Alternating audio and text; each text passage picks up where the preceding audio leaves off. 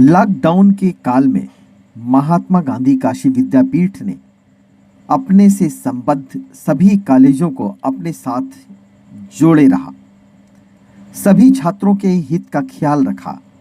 इस बड़ी मुहिम में सफल और कुशल नेतृत्व करने वाले महात्मा गांधी काशी विद्यापीठ के कुलपति प्रोफेसर टी.एन. सिंह ने विषम परिस्थितियों में भी छात्र हित के लिए निरंतर कार्य करने वाले महात्मा गांधी काशी विद्यापीठ के समस्त प्रशासनिक अधिकारियों, शिक्षकों और कर्मचारियों के प्रति आभार व्यक्त किया। यही नहीं, महात्मा गांधी काशी विद्यापीठ से जुड़े समस्त छात्रों के प्रति भी कुलपति प्रोफेसर टी.एन. सिंह ने आभार व्यक्त किया। अपने पूरे विद्यार्थियों का और पूरे 6 जिलों में फैले हुए विद्यार्थियों का, जब मैं विद्यार्थी महात्मा गांधी परिवार बोलता हूं तो 320-29 जो कॉलेज हमारे जुड़े हैं वो भी हमारे परिवार के ही अंग हैं। तो ये सारे लोग, सारे विद्यार्थी, सारे कर्मचारीगण, सारे शिक्षक, सारे प्रशासनिक अधिकारी, ये हम पहली बार यूनिवर्सिटी नहीं बोलते हैं। हम जब समृद्धता की बात करते हैं तो हम कहते हैं महात्मा गांधी परिवार, और परिवार का मतलब है कि हर की सहभागिता है, हर का सहयोग है, हर का समर्पण है। उसके कारण ही हम आज इस स्थिति में हैं कि कहीं पे कोई तनाव नहीं है किसी को, सारे लोग प्रसन्न मन से अपना काम कर रहे हैं और अभी तक किसी के साथ किसी भी तरह की कोई जो है इस तरह की जो है कोरोना से कोई भी चीज़ें ऐसी नहीं आ पाई जिससे कि हम लोग को चिंता करने की आवश्यकता है। और बहुत अच्छे से सारा परिवार समन्वय के साथ और मित्रतापूर्वक व्यवहार से हम कर रहे हैं। ना आज की डेट में इस संकट काल में ना कोई कुलपति है, ना कोई कुल सचिव है, ना कोई चीफ प्रॉक्टर है। सब हम एक दूसरे के परिवार के सदस्य हैं और सब एक दूसरे के नेतृत्व में काम कर रहे हैं। जहाँ जिसकी सहभागिता ज़्यादा है वो नेतृत्व कर रहा है, उसके पीछे सारा परिवार लग जाता है। तो कहीं हम चीफ प्रॉक्टर के अंडर में काम मैं करता हूँ, कभी कुल सचिव के अंडर काम करता हूँ, कभी मैं वित्त अधिकारी के अंडर काम करता हूँ। तो मुझे बड़ी प्रसन्नता होती है कि कम से कम हमारे साथ रहने वाले व्यक्ति के नेतृत्व में हम कर रहे हैं और समाज के लिए कर रहे हैं, विश्वविद्यालय के लिए कर रहे हैं। तो ये सहयोग जो मिल रहा है वो अत्यंत ही सराहनीय है और इसके लिए व्यक्तिगत रूप से कुलपति होने के नाते मैं उन सारे लोगों को साधुवाद देता हूँ और ईश्वर से प्रार्थना करता हूँ कि यही शक्ति और यही समन्वय आगे भी बनाए रहे विद्यापीठ परिवार में, कि हर व्यक्ति को प्रकृति में नैसर्गिक रूप से विकसित करने का अधिकार जब प्रकृति ने अभी दिया तो आपने देखा होगा कि बहुत सारी चीज़ें ऐसी हुई जिसकी परिकल्पना हम लोगों ने नहीं की थी, या की थी तो सोचा था कि बहुत सारे प्रयास के बाद होंगे। जैसे 84 के बाद से गंगा की सफाई का अभियान चालू हुआ, सभी सरकारें आई, सभी ने प्रयास किए, समाज ने भी कुछ प्रयास किया, लेकिन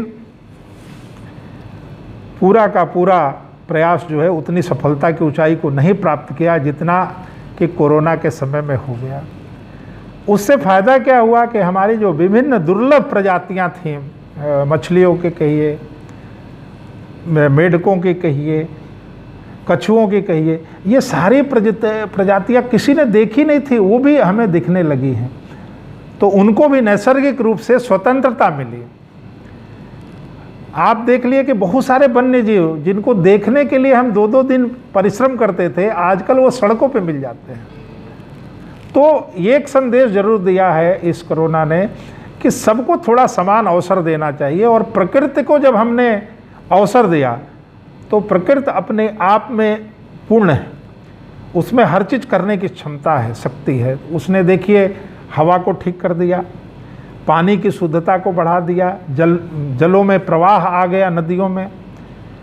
हमारे एक मित्र ने दिल्ली से बताया कि जीवन में उन्होंने यमुना को इस तरह से बहते हुए देखा ही नहीं था जो इस तरह से देख रहे हैं। और इसमें केवल कहिए तो प्रकृति को हमने केवल छोड़ दिया कि अपने तरह से वो चले, और इससे बहुत सारी चीज़ें हुई। याद करिए कि यहीं के विद्यार्थी सुंदरलाल बहुगुणा जी ने चिपको आंदोलन की शुरुआत की थी, और उन्होंने यही प्रयोग किया था कि आप जो है 3-4 महीने तक अपने आसपास कुछ डिस्टर्ब मत करिए। देखिए किस किस तरह की घास, किस किस तरह के वन्य जो है जीव उत्पन्न हो रहे हैं, और उनमें से अवलोकन करिए कि कौन आपके हित का है।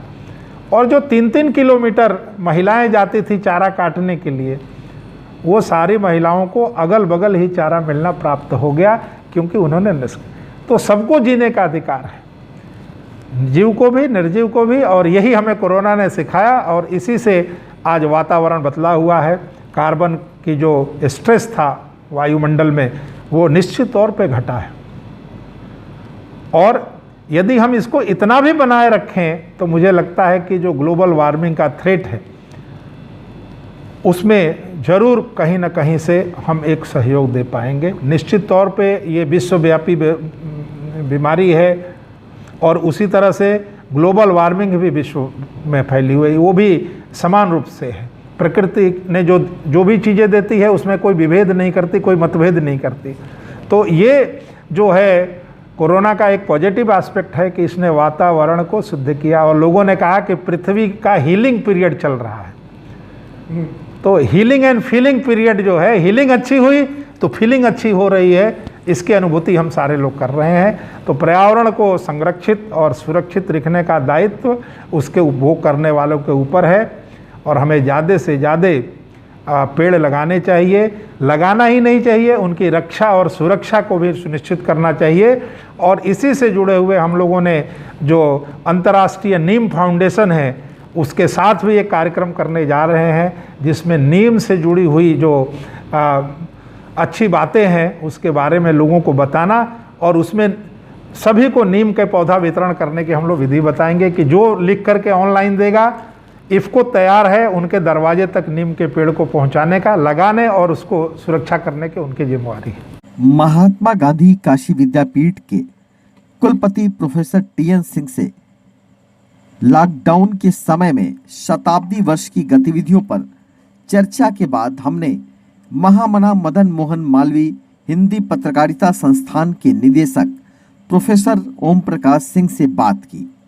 बातचीत में प्रोफेसर ओम प्रकाश सिंह ने महात्मा गांधी काशी विद्यापीठ के स्वर्णिम इतिहास के अतीत के पृष्ठों की हकीकत हमारे साथ साझा किया। पहले इसका नाम काशी विद्यापीठ था, और ये बाद में जब महात्मा गांधी जी का शताब्दी वर्ष मनाया गया, जन्म शताब्दी वर्ष, तो उस समय इसका नाम महात्मा गांधी काशी विद्यापीठ किया गया। महात्मा गांधी जोड़ा गया। हाँ, महात्मा गांधी उसमें जोड़ा गया।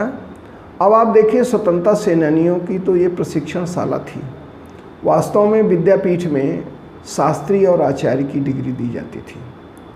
शास्त्री का मतलब है कि उस समय संस्कृत शिक्षा में शास्त्री का मतलब है कि वो स्नातक हो गया, शास्त्र का ज्ञान कर लिया। आचार्य का मतलब है उस पर पूर्ण पांडित्य आ गया। इसीलिए यहाँ की डिग्रियों का नाम परंपरागत था। आप देखेंगे पंडित जैसे अनेक लोग थे जिन्होंने अपने नाम के साथ शास्त्री जोड़ा। वो संदेश शास्त्री नाम के साथ जोड़ने का मतलब था कि समाज में संदेश जाए कि ये विद्यापीठ से पढ़े हुए हैं, स्वदेशी आंदोलन के और राष्ट्रवादी आंदोलन के ये लोग सहयोगी हैं। तो उसमें लाल बहादुर शास्त्री जी जैसे नाम के साथ जोड़ते थे। तो अनेक यहाँ के पढ़े स्नातक जो है अपने नाम के साथ शास्त्री जोड़ते थे। दूसरी चीज़ है, चूँकि देश भर में 9 विद्यापीठें थी, तो यहाँ अधिवेशन चलते थे। यहाँ से पढ़ने वाले मुख्य स्वतंत्रता सेनानियों में जैसे लाल बहादुर शास्त्री जी थे, जवाहरलाल जी भी इसकी कार्यकारिणी के सदस्य थे, बाबू संपूर्णानंद जी इससे जुड़े हुए थे। यही नहीं, पीसीएस की नौकरी छोड़ करके जो एक पीसीएस अधिकारी थे, और उसके बाद भारत रत्न भगवान दास, भारत रत्न यहाँ के आचार्यों में ये श्रेय जाता है कि पहले आचार्य थे जिनको भारत रत्न मिला। तो पहले भारत रत्न वो आपके वे पहले पीसीएस अधिकारी थे, उत्तर प्रदेश सर। उस समय पूर्वी उत्तर संयुक्त प्रांत अवध था, उसमें वे थे। बाबू भगवान दास जी ने जो भारत रत्न भगवान दास जी हैं, उन्होंने त्यागपत्र देकर के ज्वाइन किया। इसी तरह से आचार्य नरेंद्र देव जी थे जो समाजवाद आंदोलन के प्रणेता बने, तो एक तरह से विद्यापीठ कांग्रेस, राष्ट्रवादी आंदोलन और समाजवादी आंदोलन, इसके प्रेरक आचार्य नरेंद्र देव जी का ये कर्मस्थल ही रही है। ये मुख्य स्वतंत्रता संग्राम, आचार्य बीरबल जी थे, कई बार सांसद रहे। तो इस तरह से देखेंगे कि और यहाँ से होने वाले में मुख्य लोगों में पंडित कमलापत त्रिपाठी, और आचार्यों में दूधनाथ चतुर्वेदी और राजा आचार्य सांसद भी रहे 1977 में, राजा राम शास्त्री जी, अनेक लोग यहाँ रहे जिन्होंने किया। और सभी लोग ऐसे जिनका नाम मैंने लिया, रामकृष्ण हेगड़े भी यहीं के विद्यार्थी थे, चंद्रशेखर जी आचार्य नरेंद्र देव जी की सेवा यहीं रह के करते थे, जो भारत के प्रधानमंत्री भी हुए। तो कोई भी ऐसा नेता नहीं था कि जो राष्ट्रीय आंदोलन में जेल नहीं गया हो। यह वास्तव में जेल जाने वाले नेताओं की, जो राष्ट्र की मुक्ति की, उनकी संस्था थी। तो इस तरह से, और यहाँ प्रशिक्षण दिया जाता था कि कैसे स्वावलंबी जीवन जिएं, चरखा कातें, और कैसे खादी ग्रामोद्योग, खादी उद्योग से जुड़ें, खादी के जीवन पद्धति गांव-गांव में प्रचार करें, यहाँ पंपलेट पत्र लिखने की। और इस तरह से जैसे श्रमिक आंदोलन और यहाँ तक हरिजन आंदोलन, अछूतोद्धार, ये सब आंदोलन की ये केंद्र रही है और यहीं से चले हैं। तो एक तरह से विद्यापीठ में 1923 में करीब 10 दिन की एक कार्यशाला हुई, जिसमें राष्ट्रीय शिक्षा नीति भी तय की गई कि क्या होनी चाहिए, और इसके पाठ्यक्रम भी यहीं तय हुए थे। तो विद्यापीठों के पाठ्यक्रम, ये सारी चीज़ें ये यहाँ होती थी। तो इस तरह से ये बड़ी आंदोलन की मुख्य केंद्रीय संस्था थी, जहाँ विचारधारा की नीतिगत स्तर पर विचारधारा का निर्माण होता था, प्रसार होता था, और यह कार्य होता था। महामना मदन मोहन मालवीय हिंदी पत्रकारिता संस्थान के निदेशक प्रोफेसर ओम प्रकाश सिंह ने लॉकडाउन के कार्यकाल में शताब्दी वर्ष की गतिविधियां कैसे चल रही हैं, छात्रों के शैक्षणिक सत्र किस प्रकार पूरा करवाया जा रहा है, इसके साथ अन्य सभी मुद्दों पर हमारे साथ विस्तृत बातचीत की। लॉकडाउन घोषित हुआ तो एकाएक घोषित हुआ, उसके बाद हम लोगों ने ऑनलाइन कक्षा की तैयारी किया। तो प्रतिदिन जो है जूम ऐप पर हम क्लास चला रहे हैं। इसके अलावा हम लोग व्हाट्सएप और मोबाइल के माध्यम से जो लड़के छात्र, शोध छात्र समस्याएं लेकर के आ रहे हैं, उनका भी समाधान कर रहे हैं। यही नहीं, कुछ छात्रों को जैसे कहीं प्रवेश के लिए आदि के लिए इन लोगों को चरित्र प्रमाण पत्र चाहिए था, और इन लोगों को अन्य प्रमाण पत्रों की ज़रूरत थी। तो उसको भी हम लोगों ने प्रयास करके व्हाट्सएप के माध्यम से जारी किया। और वर्तमान समय में ऐसा है कि लॉकडाउन का तीनों चरण चला, उसमें संस्थान में आवागमन बाधित था, लेकिन अब अनलॉक 1 में हम लोगों ने संस्थान खोला है। लेकिन इस बीच जो लॉकडाउन 1, 2, 3 थे, उसमें यूट्यूब पर छात्रों के लिए उचित मटेरियल आप लोगों के सहयोग से, छात्रों के सहयोग, टीचरों के सहयोग से बना, उसको हम लोगों ने अपलोड किया। कुछ मटेरियल और भी ऑनलाइन दिए गए, ऑनलाइन सजेशन भी दिए गए लोगों को। तो इस तरह से हम लोग गतिविधियां चला रहे हैं। छात्रों के भविष्य के संदर्भ में बहुत ज़्यादा नकारात्मक नहीं है, इसलिए हम बताएं, इस परीक्षा काल में ऑनलाइन अन्य विश्वविद्यालयों के प्रश्न पत्र भी हम लोगों ने तैयार किए। विश्वविद्यालय में भी परीक्षा की तैयारी चल रही है। एक चीज़ दानिए, जब कोई महामारी आती है तो एकाएक गतिरोध तो पैदा होता है, और ये विद्यापीठ का शताब्दी वर्ष था और वर्ष है, चल रहा है 100 वर्ष। और ये दुर्भाग्य कहा जाए, सौभाग्य कहा जाए कि 100 वर्ष पहले जब विद्यापीठ की नींव पड़ी तो उसी समय एक महामारी की विदाई हो रही थी, और लेकिन उस समय बहुत ज़्यादा संख्या में दुनिया में, भारत में लोग मारे गए।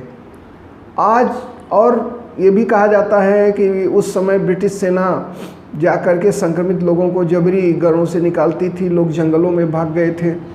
तो उस समय क्वारंटाइन तो जंगल था कि गांव से भागे जंगल और जंगल में जान बचाए। लेकिन इस समय क्या है कि 2020 में जब हम हैं, महामारी आई हुई है कोरोना और कोविड-19, तो इस महामारी से दवा की व्यवस्था है, डॉक्टर की व्यवस्था है, सरकार सजग है, पूरा क्वारंटाइन पूरा देश रहा, यातायात सारी चीज़ें बंद, लोग घरों में लाक रहे।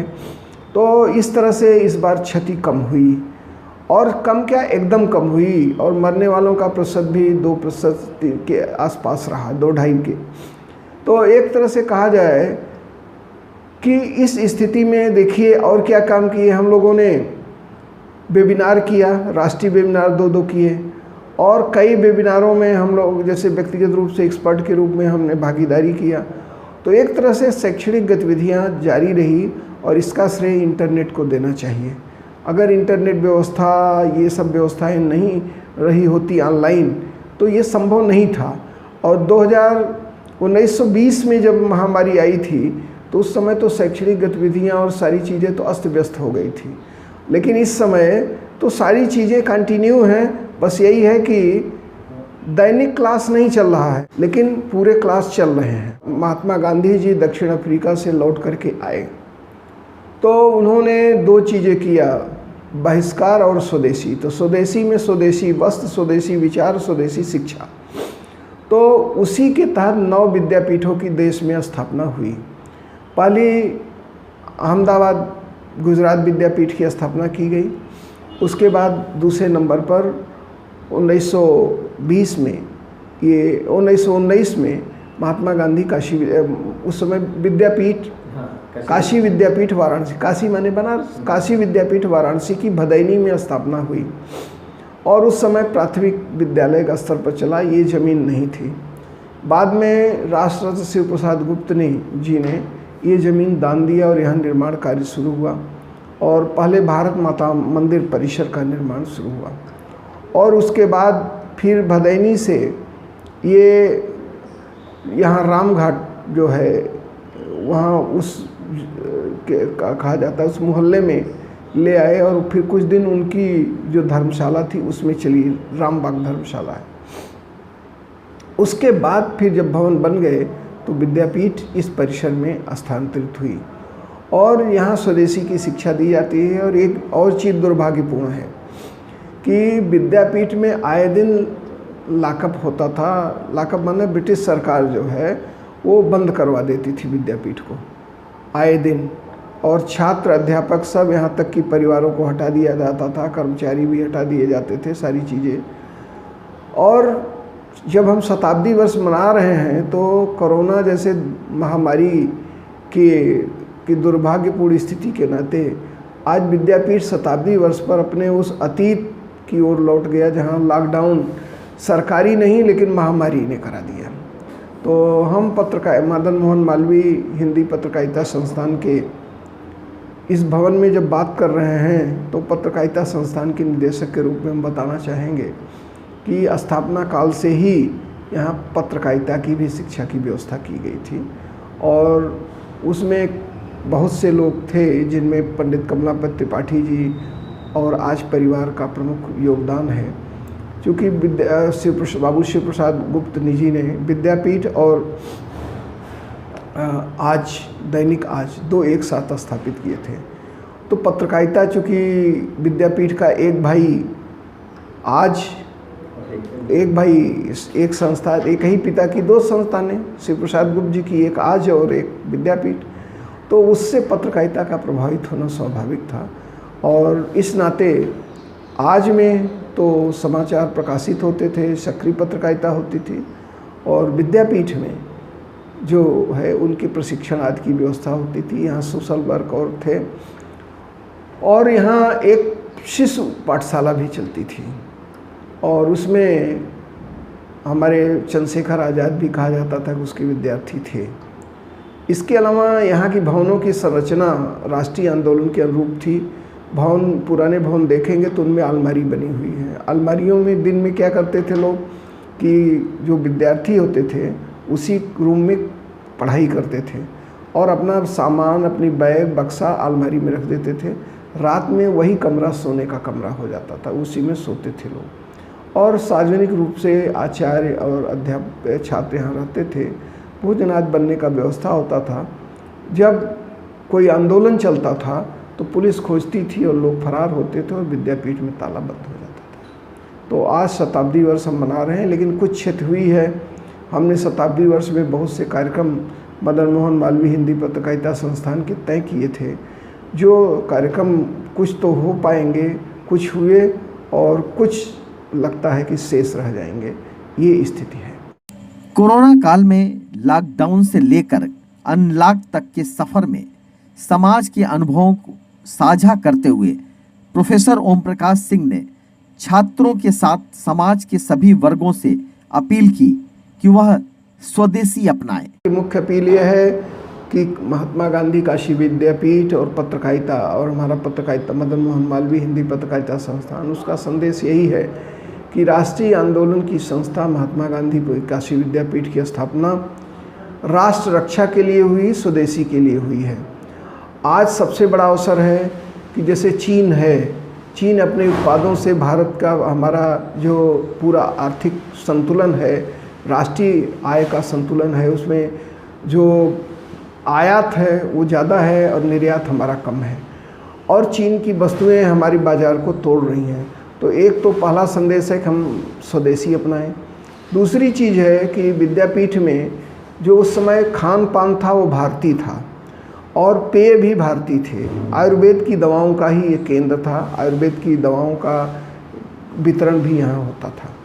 तो एक तो हम आयुर्वेद को अपनाएं, स्वदेशी को अपनाएं, और इस कोरोना महामारी से भी हम भारतीय जीवन पद्धति और स्वदेशी आयुर्वेद आज से बच सकते हैं।